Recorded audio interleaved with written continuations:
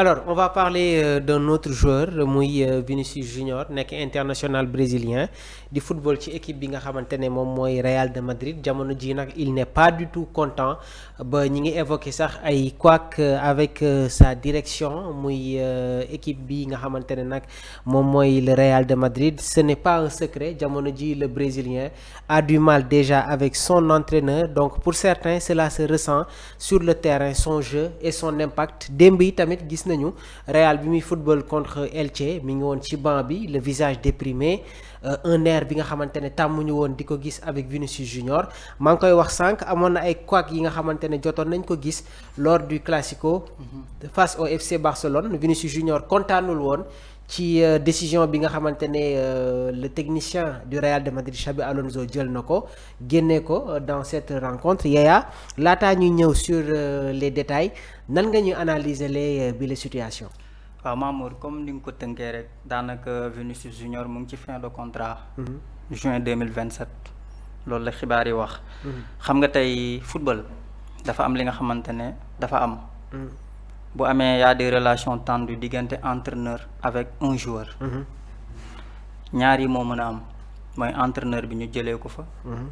joueur bi ñu jaay ko wala contrat am jeex mu bañ a renouveler. donc yow su ma la déggee bu baax soit c'est Xabi Alonso qui reste, Vinicius dem wala Xabi Alonso dem, Vinicius des. c'est ça, loolu mooy am mooy dina am ku dem bàyyi moroomam bu fekkee déggoo mënta am. ndax sinon loolu noonu day dem ba impacter yeneen joueurs yi mooy day dem ba dugg ci biir vestiaire ci groupe bi te loolu noonu je pense que équipe bu mel ni Real Madrid aussi liggéeyuñu loolu ci football.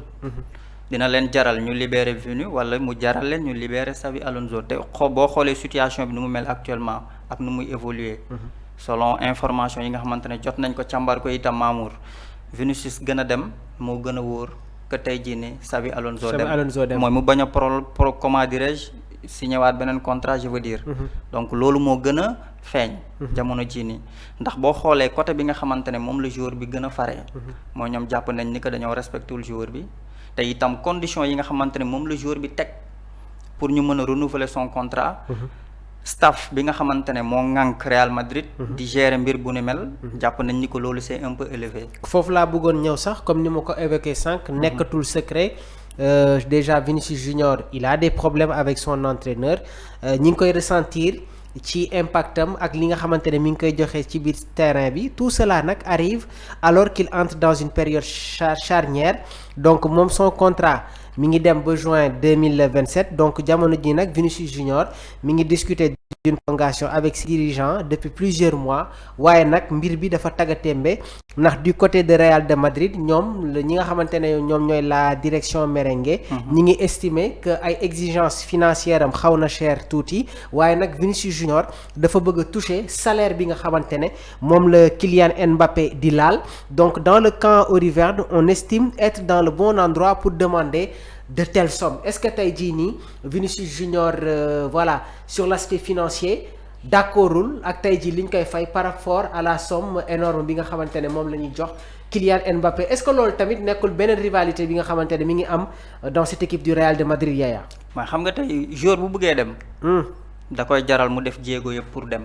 d'accord, mais dina teg ay conditions yi nga xamante ne da koy leer ni club bi pour mu nangu ko day jafe lool. donc yow su ma la mooy déggee effort lay doon pour club bi Vinicius accepter. Junior dafa bëgg a quitter Real. dafa bëgg a quitter mooy conditions yi nga xamante ne teg na ko bu ko Real accepté mën na ci ànd ak moom, mais est-ce que Real bu ko accepté moom mu des ci biir équipe bi ndax moom dina déggoo bu baax a baax ak entraîneur bi. le c'est ça la Real vraie tamit question. sur les discussions problème am na mais ñoom ils sont confiants que dinañu trouver un accord avec l'international brésilien. waaw si mën nañ trouver accord jéem a waxtaan parce que aussi fii lañ ko fekk entre entraîneur ak joueur ñoom ñoo bokk terrain bi aussi. c'est une équipe foog ñu déggoo mën a liggéey pour affaire yi jaar yoon.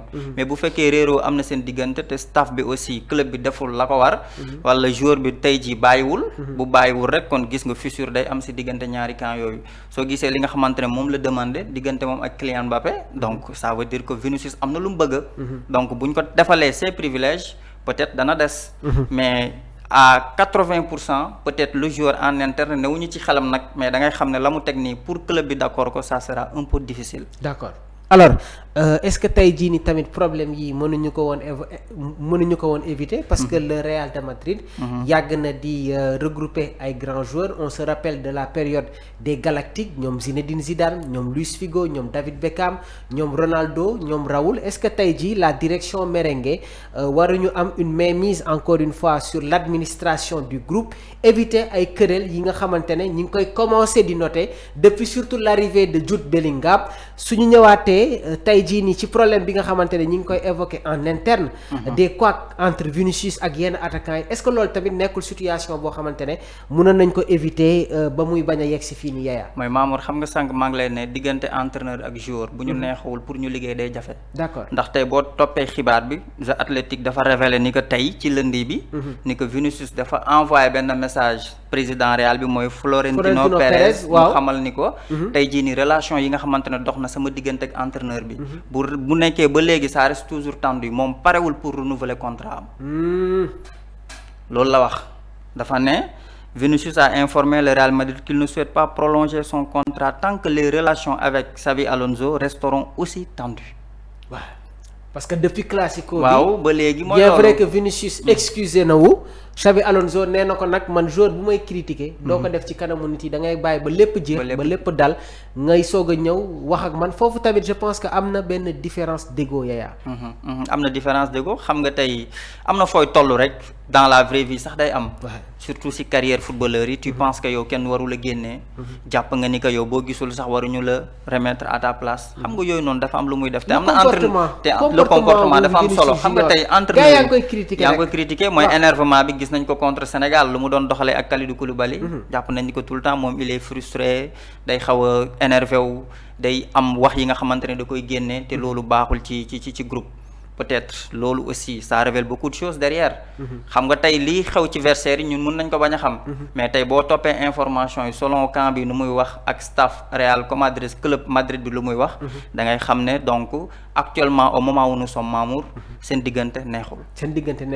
donc pour qu'il y ait une solution il faut que mu am un terrain d'entente entre Vinicius Junior ak Xabi Alonso waaye tamit la direction merengue ñoom tamit war nañu jéem a trouver une solution sur les exigences financières de Vinicius Junior concernant sa prolongation de contrat. donc nekk na tamit ay différents aspects yi nga xamante ne foog ñu résoudre ko laataa ñuy accéder au but Yaya. Mamour waaw tey jii nii ci gàttal ci lu gën a yomb wala mu gaaw laa koy waxee. gis nga diggante Vinu ak Alonso tey bu ñu rataxaloon diggante bi maanaam la woon fa woon ñu delluwaat mbir mi lépp salaam ñëw contrat beeg yooyu noonu yëpp exigence yooyu da koy jëlee tegee fële. loolu moom ça moom je te le dis moom jàpp na ni que heure bii nii peut-être entraîneur bi soxla ba mu ko soxla woon à 100% demee tut noonu yaakaar na ci yeneen joueur ku dul moom. ndax tey jii nii amul tamit benn rivalité ci biir Real de Madrid entre Kylian Mbappé ak Vinicius Junior Yaya. mais xam nga rivalité moom loolu yàgg na ci football. waaw loolu moom fii lañ ko fekk te Mbappé foofu la ko fekk je pense pas Vinicius am cette mentalité là. ndax ku mel ni Mbappé bu la fekkee club bu mel ni Real même bu fekkee y a une rivalité mais aussi am na potentiel bi nga xamante ne am nga ko te apporté nga ko aussi à cette équipe. Mbappé ba mu ñëwee ba léegi peut-être jëlagoo leen Ligue des Champions ainsi de suite. mais bu dul dara Vinicius am na fu mu jaar ak Madrid. waaw donc loolu mënul ñàkk quoi.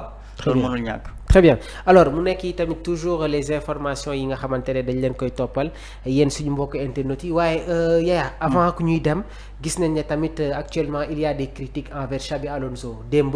Real de Madrid concédé na le match nul face à Elche Vinicius Junior mu teg ko ci banc bi ñoom Federico Valverde ñëwaat sur un schéma à 3 si wàllu boobu tamit est-ce qu'il ne doit pas y avoir ay rectifications rapidement dans le schéma proposé par l'ancien milieu de terrain de la Roja. waaw si war na rectifier xam nga lu tax rectifier war ko. ndax tey bu demee ba am ñi nga xamante ne dañuy critiquer ay choix yi ngay def rek. bu fekkee rectifier le tir ngay continuer sur cette même lancée te mënoo see am victoire wala nga siy jëlee yenn défaite wala yenn match nul ci équipe bu mel ni Real. boo rectifier wul nu mu gën a gaawee nu mu gën a waree rek da ngay xëy rek ñu jëlee la fa parce que aussi en football on ne pardonne pas. D'accord. Les grandes équipes ne pardonnent pas Mamour. Ne pardonnent pas. Victoire contre le FC Barcelone après ñu gisaat benn rechute. Est-ce que Real nekkul di perdre ay points sur la course au titre est-ce que tamit jàpp nga ne que cette année-ci le Real de Madrid peut créer un exploit sur la Ligue des Champions Yaya. Real sur la Ligue des Champions mën nañ créer exploit mais ça ne sera pas facile. du yomb avec tactique bi nga xamante gars yi ne moom ëpp ñu leen doole ren. lu ñu bëgg a jaay tactiquement. ak Real ak li nga xamante ne moom la yeneen équipe yi wone. bu fekkee moom lañ yóbbu pour ñu mën a def résultat day xaw a compliqué. nañ waxante dëgg. et en championnat. ce duel avec le FC Barcelone moom it ñoom tamit fan. non s'il continue ainsi ñuy perte ay points. Barça waaw bu ñuy perte ay points te de l'autre côté Barça di gagner. c'est au profit des Catalans. voilà au profit des Catalans donc bu demee ba ñu dajawaat match retour bi moo ngi fi donc facilement Barça mën na renverser ne ci kanam. merci beaucoup Yaya merci beaucoup aux internautes de Sport Live 221 actu commenté du sport fi ngeen koy amee en exclusivité dans nos plateformes restez connectés jërë ngeen jëf.